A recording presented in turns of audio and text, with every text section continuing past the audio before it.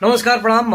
हम भोजपुरी का टुनटुन यादव और बहुत ही जल्द टुनटुन यादव ऑफिशियल चैनल से जो हम मगहिया जवान के ऊपर जो गाना गाए हैं, दुए गो मगहिया ही तवा सार भइल बाड़े सो, तो गाना जाड़ा में ब्यासन के जुगाड़ भइल बाड़े से आ दुए गो मगहिया ही तवा सार भइल बाड़े सो, समारवा गौतमवा ही तवा सार भइल बाड़े सो। तो ई गाना फुल बहुत ही जल्द टुनटुन यादव ऑफिशियल चैनल पे आ रहा बा। तो आप सब धैर्य बने रही जा और गाना के रेल के शेयर करी जा, वो कहीं तक पहुँचाई जा और ओकरा बाद मजा ली जा, एंटरटेन करी जा।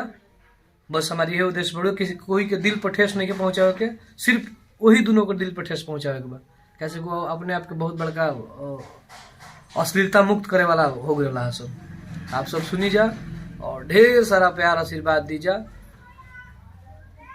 हर की टुनटुन जादव के बहिन देवेला तैयार भइल बाड़े सा, आ दुए गो मगहिया ही तवा सार भइल बाड़े सा।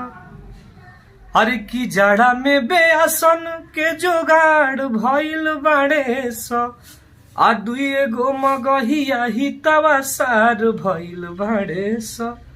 आ समारा गौतमवा दोनों सार भइल बाड़े सा। तो आप सब सुनिए, और ये मेरा चैनल है टुनटुन यादव ब्लॉग्स। इस चैनल को ज्यादा से ज्यादा आप लोग सब्सक्राइब करिए। Love you. जय हो भोजपुरी समाज।